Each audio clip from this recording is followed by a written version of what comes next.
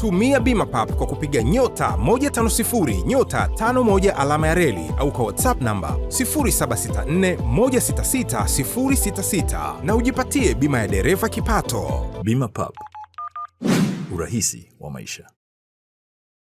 Ladies and gentlemen, this is another episode of The Citizen, exclusive with Pocket Thompson here on The Citizen Digital. Today's discussion will focus on a rather touchy subject, a situation that is of a global scale, of a global concern, here in Dar es Salaam with the Palestinian ambassador to Tanzania, Mr. Hamdi Abuali. Hamdi Abuali, welcome to The Citizen. Thank you. Thank you for having me, and thank you for your efforts. Thank you. So currently, there is a tense situation, a situation that is of great concern globally, more so to the Palestinian people, the current war that is ongoing in Gaza. You made a plea to the Tanzanian government, you made a plea to Africa to stand in solidarity with the Palestinian people due to what is currently ongoing. I want you to tell us, what is your hope for peaceful resolution of what is currently going on? Thank you so much, and I thank all my colleagues, friends and brothers in Tanzania. This is a place where we feel at home, and this is a place that we fought in solidarity for liberation of our nations. Since the 70s, we are together.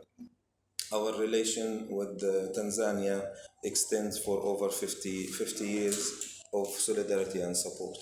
And my plea was yes to my brothers, the way I see the Tanzanian people as our brothers and our friends in arms, and struggle for freedom and to liberate our peoples generally from colonization and from oppression.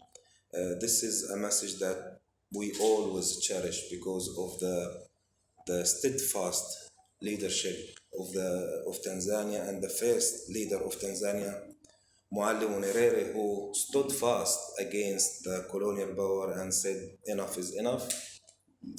Israel should adhere to the international community's decisions, and they should stop their colonization of the Palestinian people. Similarly, how he fought for the freedom of his people. Yes. So we have a lot of common, and that's why we appeal to our friends and colleagues here.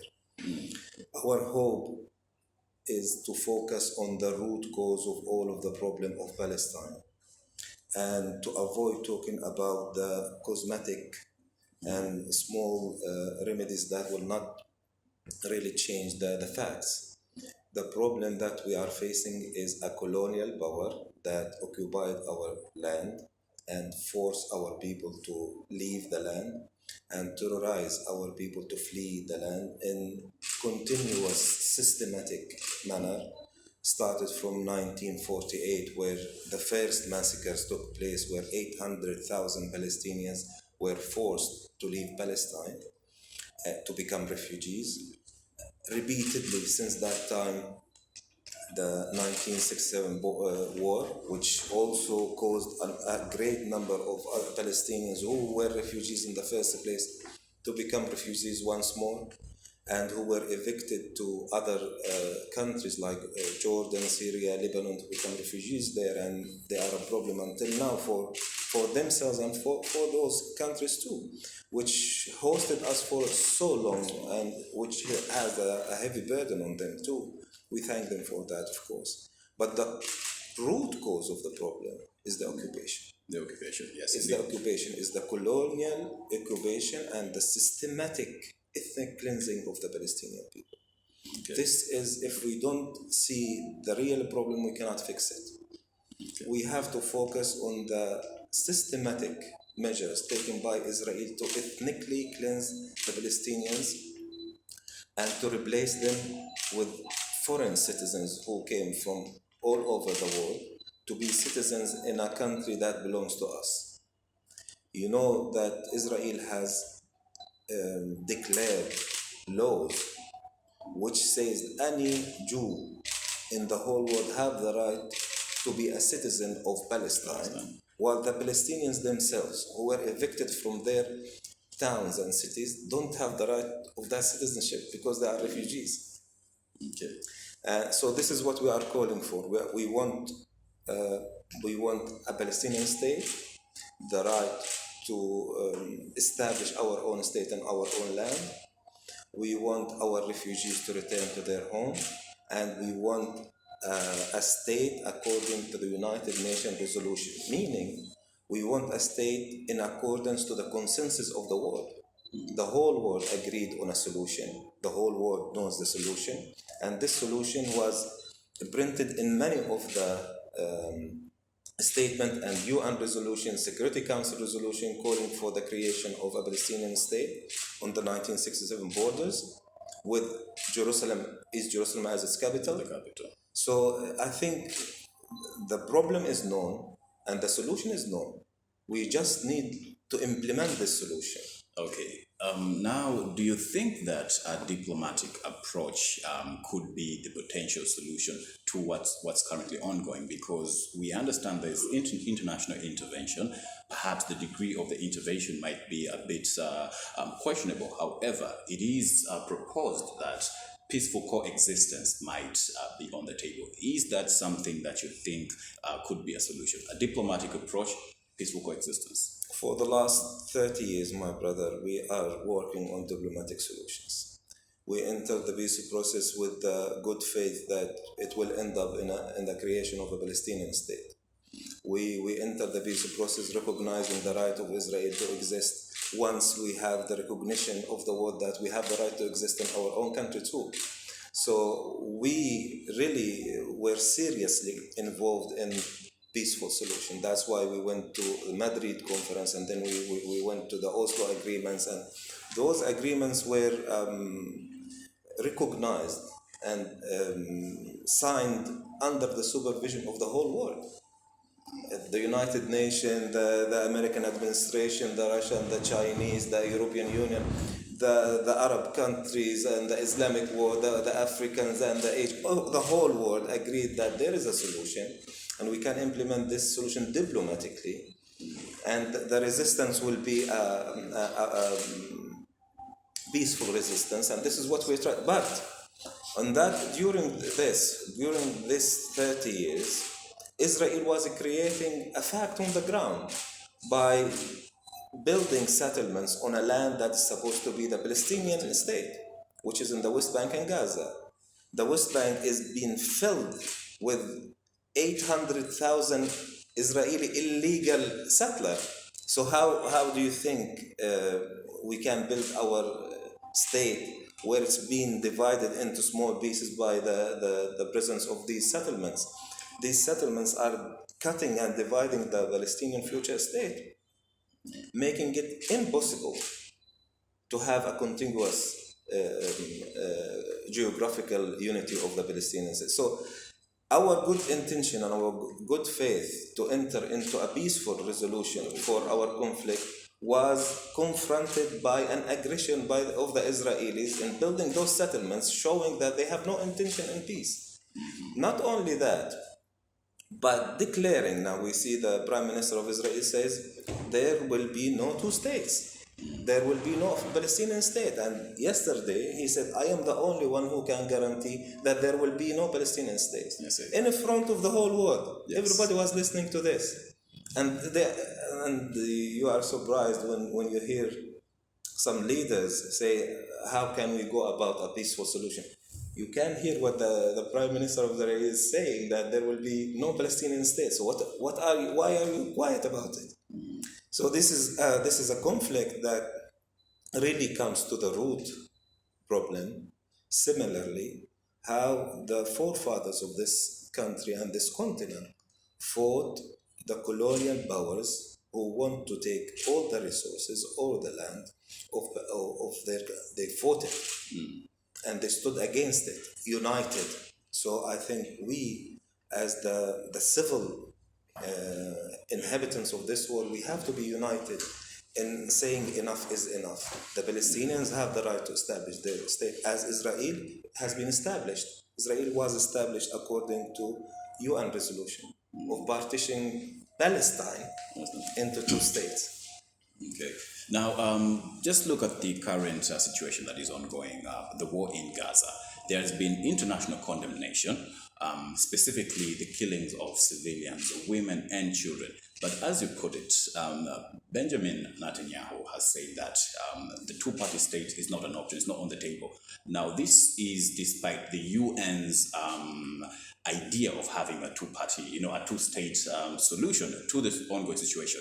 But when a state leader says that this is not going to be the way forward, and then the international organization is saying that this is the solution that's on the table, but nothing gets done, do you have faith, do you have hope in the UN coming up with a resolution to the current problem? Well, this is a very good question, and this is the dilemma we are in now. And this is a very valid question.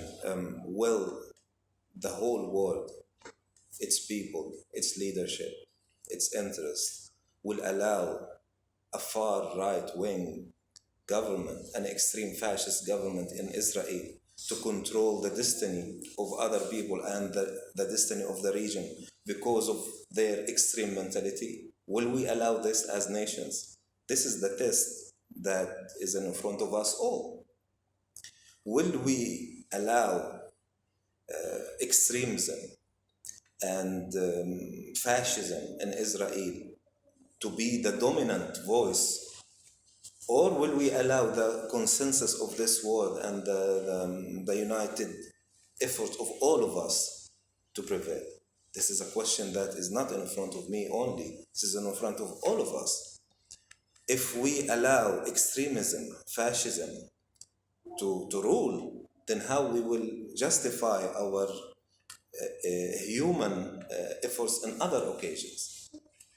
If we allow today Israel to decide on what they want regardless, with no respect to the international community, with no respect to the whole world, with no respect to the resolutions that we agreed on, why do we blame others on committing genocides? This will not empower us to be in a position to say stop for genocide or to prevent atrocities in the future. We have to say enough is enough and stop. The will of the world should be stronger than the will of one prime minister. This is something that we have all to resist, not only us. Okay. Now, the hostilities that started on October 7th, or the heightened hostilities, have so far claimed over 6,000 children. It has been reported by international media that the backlash of Israel is a retaliation to the attack by Hamas. Now, the Palestinians are defending Hamas's move, saying that this is as a result of decades of oppression from the Israelites. The situation has taken a very ugly turn. Deaths on both sides, Israelites and Palestinians. What is your view, or what do you have to say for the people who think that Israel has a right to defend itself following the October 7th onslaught attack by Hamas? Well, thank you. I will not say what I say. I will quote what the United Nations experts and experts from the United Nations were to ask and answer this question. Israel, as an occupying power, does not have the right to self-defense against the people who they occupy. It is not another state attacking Israel for Israel to have the right of self-defense against another country.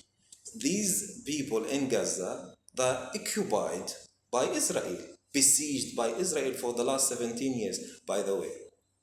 The majority of Gazans are refugees resulted from the first Nakba, from 1948 war, launched against these people, making them as refugees in Gaza, torturing them for the whole this time, from 2006 until now, for the last 17 years, Israel is besieging all of the people in Gaza, in the Gaza Strip, with a fence, with sensors and cameras and drones and bombs and all of that.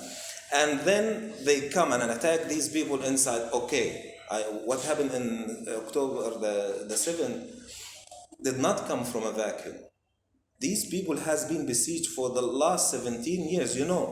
They cannot have water unless Israel allow that. They cannot have electricity unless Israel allow that. They cannot have fuel until Israel allow that. They cannot have internet without Israel's permission. They cannot have communication without Israel's permission. They cannot import or export without Israel's permission. They cannot go to the sea and fish without Israel's permission.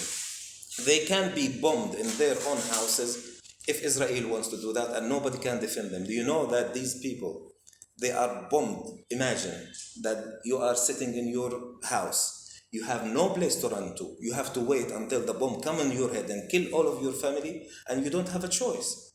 Even you are Hamas or not. Most of these people who are children, we are talking about 7,000 children, and many are still under the rubble. We stop counting, okay? So we are talking about 7,000 or 8,000 child. Are they Hamas? Do they know what Hamas means? So it is, we have to really know the facts. Women, children, elderly, and people who are Christians, who are not even Muslims, they are being killed by Israel. Are they Hamas? Is this a revenge? Those children or infants who are killed, are you revenging from them? Does Israel have the right to kill these children and infants because to feel that they have satisfied their revenge? This is a problem that we really have to answer. Okay, so you talked about the situation that's currently ongoing in Gaza, which dates back to decades ago. Now, let's look at the blockade of Gaza, which was facilitated by Israel and Egypt. This created a level of hostility where basic human rights are said to have been not regarded at all. Now, it has gone on for many decades, for many years, up until where we are today. Do you feel like the blockade of Gaza has been a big contributing factor to what is happening today? And at the end of the day, what could be the solution or a way out of this? Because as we've mentioned, history has it, this is a situation that has been perpetuated by neighboring even countries. But the blockade of the Gaza by Israel and Egypt, I want to get your view on that and how it has affected the people of Palestine. I will start from the beginning. Israel has occupied Gaza and the West Bank and the rest of Palestine. All of Palestine is occupied by Israel. So Israel is controlling everything. Israel is bombarding, killing, assassinating, destroying houses, demolishing houses and farms, and uprooting not only in Gaza, but in the West Bank and Jerusalem too.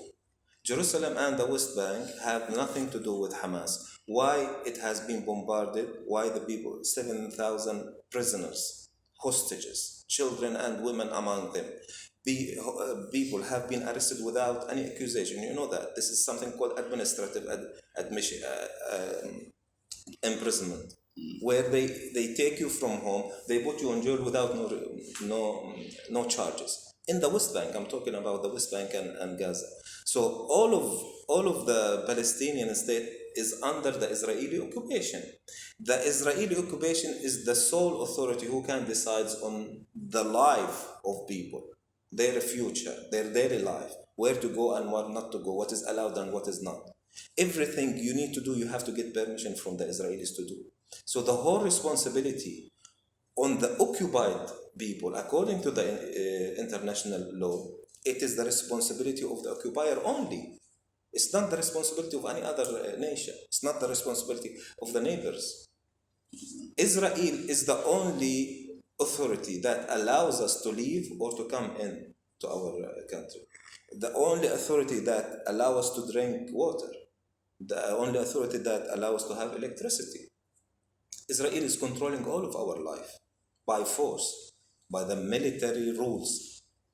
And Israel decided that Israel is the state or the country of the Jewish people only, meaning non-Jews, they don't have the right to exist there. The problem we are facing is absolute ethnic cleansing. It's only ethnic cleansing. Remember all the events that took place. Israel is killing children in Ramallah. It's supposed to be Area A under the Palestinian Authority. but they invaded these areas and killed people there. Israel destroy houses in Jerusalem itself if it belongs to Palestinians. And Palestinians have to destroy it by themselves and pay the fees for that. Otherwise, they will bring bulldozers, blow it up, and we have to pay for the cost of that. Israel is taking hostages children under the age of 17. Yesterday, we have a child of 13 years old have been imprisoned and taken a hostage by the Israeli authorities. Under which law is this? Okay. So we understand that Palestine, just as Israel, has its own allies. And when the current situation broke out, we saw the likes, of Iran, under the Hezbollah, coming sort of trying to get involved and warning the U.S., warning Israel against the escalation. I want to get the opinion of Palestine with regards to its allies, the people who are supposed to back it as a state. What is your view in light of their action under the current circumstance, in light of what is happening at the moment? Israel and its allies, and maybe the American administration too, want to put Iran or other countries as a pretext to continue ethnically cleansing the Palestinians. Those other countries who are not Palestinians, what are they doing at the moment? The Palestinians only has been tortured. The Palestinians are being killed. And these pretexts of justifying why we are killing the Palestinians does not make sense. Because if Iran or other countries are supporting Palestine or standing by Palestine, does that justify the killing of Palestinians? If the American administration does not agree with any other country, does that give her the right to tell Israel there is a green light, kill as much as you like?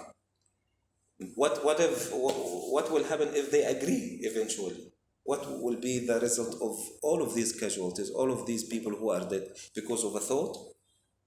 The Palestinians only have the right to resist occupation, as Tanzanians have the right to resist occupation, as the French have the right to resist occupation. We have the right to resist occupation too. We are under occupation. We have to understand this. We did not go and attack another country. We are in our own country resisting the occupation and the colonial power who are systematically terrorizing us and killing us in our own cities, in our own houses. The 14,000 Palestinians killed in Gaza, they were killed in their cities, in their towns, in their houses. And they were not Hamas. Do you think the 60,000 people killed were Hamas? Hamas does not have 60,000 individuals. The children of two months and 2 days and 2 hours, are they Hamas? So please, leave that alone. Those who killed, since the beginning of this year, we have 300 Palestinians killed in the West Bank. Are they Hamas? The Baptist hospital who was bombed, was it Hamas? They are not even Muslims. The church, the 3 churches bombed, was it Hamas? So please, let's think clearly about this issue. Israel will always create pretexts why we are killing them. Because they did this, because they did, because they are terrorists. We are not terrorizing anybody in our own cities, in our own houses. We have the right to defend ourselves. We have the right to defend our people. We have the right to exist. This is according to the whole world. They say that we have the right to exist. Okay. And we are asking the assistance of the whole world. Let's find a way. How can you enforce all of these resolutions that have been passed, meaning this is reflecting the international community's will? Let's enforce it, and then there is no need for a conflict anymore. Okay. Now, there's been an interpretation that Hamas, that is now currently governing Palestine, has the full backing of the Palestinian people. So, according to the Israelites, they believe that the entire Palestine community is against the interests, the security, the welfare of Israelites. That's why they're doing indiscriminate bombing of the area. I want to get the view of the Palestinian people who perhaps are not in any shape or form affiliated to Hamas. What do you have to say about that? does Hamas represent the entire Palestinian state? Hamas does not control the entire Palestinian state. Hamas is only in Gaza.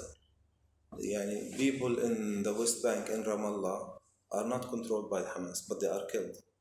Those people in Jenin refugee camp, they are refugees. They've been bombed by rockets. The bulldozer came and destroyed all the infrastructure. They killed so many people in Jenin refugee camp. There is no Hamas. Hamas does not control that.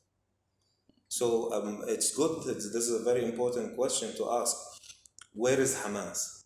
But as I said, Israel will create a pretext that Hamas is controlling the whole Palestinian state, and then we have to kill everybody in the Palestinian state because it might be Hamas.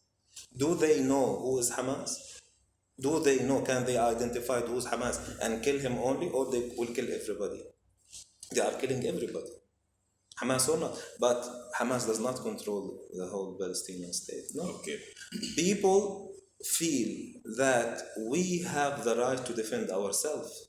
We want to defend ourselves because otherwise we will be eliminated.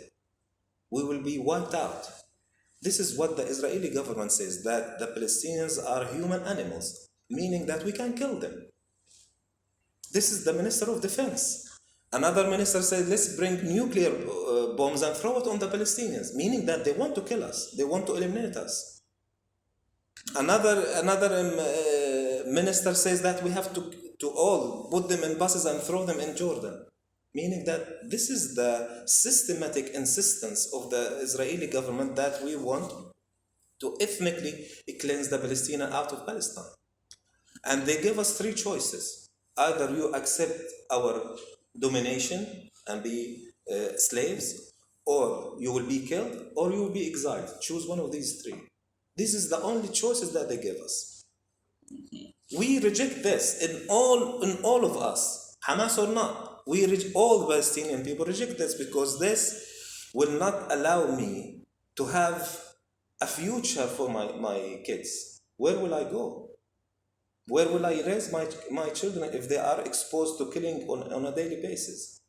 Israel is giving settlers, these are supposed to be civilians, according to what Israel says, that the Israeli settlers in the West Bank, I'm not talking about Gaza, I'm talking about the West Bank. Those 800,000 settlers, Israel is giving them arms to go and kill at will, as you like. And they are killing people on the streets. And if you resist them, the Israeli army is behind them, protecting them. This is the real situation. We are being eliminated in our own state. And there is no place to go to. Okay, now the entire world, or at least if I may speak about the African continent, there seems to be a level of solidarity. We've seen the African Union talking of condemning what's happening in Gaza, what's happening in Palestine. Also, the Tanzanian government, through the Ministry of Foreign Affairs, has done the same thing. And I came with a copy of the Citizen today. We have a few Palestinian sympathizers who have penned down some opinion pieces. For example, there is one here that talks about Tanzania, Palestine, a fractured solidarity by Nahida Ismail. Now, this specific op-ed, opinion editorial, talks about the historical relations that Tanzania shares with Palestine. Yes. I want to get your message to the African Union, your message to the Tanzanian government, in as far as this current situation is concerned. First, I'm proud and I'm very satisfied and happy about the support we got from the Tanzanian people during this difficult time. During this time of having our people being massacred in our own houses, we felt the sympathy and support from the Tanzanian people.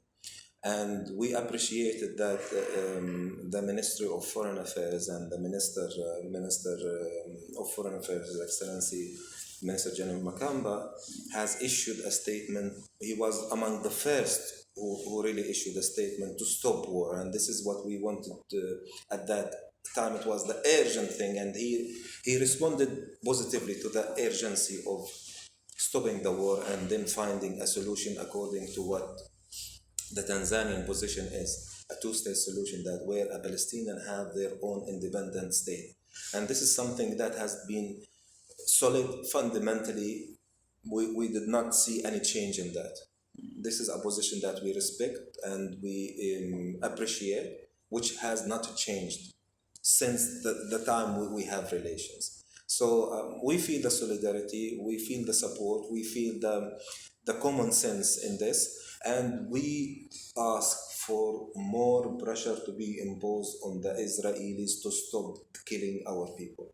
We want more pressure to be imposed on the Israelis to stop the ethnic cleansing. We want more pressure from the whole world. And we want the consensus of Africans and the whole world and the whole country, every country, to stop killing the Palestinians and making it impossible for the Israeli to continue its systematic ethnic cleansing of the Palestinian people. This is our message, and this is what we wish for. And this is possible now. Things are changing. The world is more aware. The lies are less spread those days about the Israeli propaganda. So we have a chance as an international community, including Tanzania, including the African Union, including the OIC, including the European Union, and we see a change.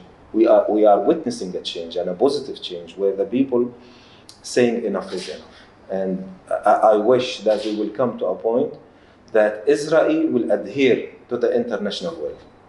Okay, I want to get your understanding, your insights about how what is happening right now will affect the relations of Palestine and Israel moving forward. How will this particular moment change the course of the future? Well, sometimes if you see somebody is doing too much wrong, it is the obligation of you as a human being to stop him from continuing his wrongdoing. And if we stop Israel from continuing its wrongdoing, we will create an atmosphere for the ability for us to live as neighbors. But if Israel continues its process of eliminating the Palestinians, this will not have the positive results that Israel is expecting. Israel cannot eliminate us completely. They can kill us, they can destroy our buildings, destroy our farms, kill our people, imprison us, impose siege on us. But this is our destiny, this is our land, this is our right, this is our state. And this is the moral challenge for humanity. We collectively as human beings have a challenge in front of us. Will we allow this inhuman behavior to continue, or we will stand against it? Okay. Mr. Ambassador, do you perhaps in any way feel abandoned by the international community, by the global superpowers in light of what is happening today? We've talked about diplomatic approach, we've talked about what the United Nations is doing, but the killing is still ongoing, the killing of civilians, the killing of women and children. Does that give you a sense of being abandoned, or what is your perception of how the international community, how the global superpowers have reacted to what's happening in Palestine at the moment? Once again, you are touching very important and sensitive cause of the continuance of this aggression. The American administration are the allies of Israel, and the American administration has the ability to force Israel to stop its aggression. These are steps they are not taking, and these are responsibilities they are not respecting. The whole world, the people of the world, they are starting to understand this atrocity of the Palestinian people and the injustice. And I hope that all of them together will direct their governments to really listen to reason and to find a place in their hearts for humanity to prevail, not for the injustice to continue. Unfortunately, we do have an obstacle and an obstacle that prevents the Security Council, for example, to enforce an implementation on Israel for those resolutions that has been accepted internationally. Yes, we are facing a problem that the American administration is being an obstacle to achieve peace. Okay, Mr. Ambassador, that will be it for today. Thank you for being part of the show. Thank you. You were with me, Mpoke Thompson, for the Citizen Digital. That's a wrap for today's episode. Until next time, bye-bye. Kabla tujaanza safari, wengi tukikumbuka tutahakikisha matairi, upepo upo fresh. Tutahakikisha spana na jeki zipo na zinafanya kazi. Tutahakikisha breki zinakamata, taa za mbele, nyuma, indicator, hazard zinawaka. Hapo sawa. Wiper zinafanya kazi. Tutaangalia oili, injini na maji. Tutanunua bima na bima papo ili zisome na kusomeka. Kisha gari inaoshwa. Yote hayo ni utayari wa chombo chako na changamoto za safari. Ila so kwa ajili yako wewe dereva. Dereva, umechukua hatua gani kulinda uhakika wa kuendelea kujipatia hela? Si unajua ya barabarani hayatabiriki. Tumia bima pap kwa kupiga *150 *51 alama ya reli au kwa WhatsApp namba 0764166066 na ujipatie bima ya dereva kipato. Umahiri wa dereva hauishii tu kwenye kumudu usukani, bali pia umakini wa kulinda kipato chake wakati wa majanga ya kifedha. Bima Pub, urahisi wa maisha.